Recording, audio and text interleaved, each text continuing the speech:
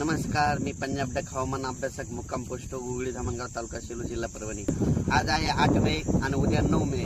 8 मे आणि 9 मे आणि 10 मे मध्ये फक्त राज्यामध्ये सातारा जिल्हा, सांगली जिल्हा, कोकणपट्टी, पश्चिम महाराष्ट्र तसेच सोलापूर, सांगली, पंढरपूर, अकोला, माळशिरस, कोल्हापूर जिल्ह्यामध्ये तसेच रत्नागिरी, रायगड या भागामध्ये पाऊस पडणार आहे।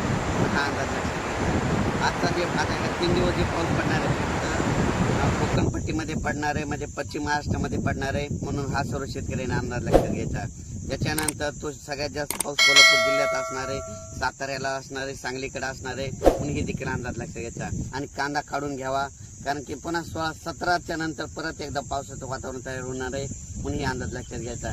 सर्व शेतकऱ्यांनी 10 मे पासून 17 मे पर्यंत आपण आपल्या पिकाची म्हणजे पीक काढण्याची तयारी करावी, कारण की जो कडक ऊन पडणार आहे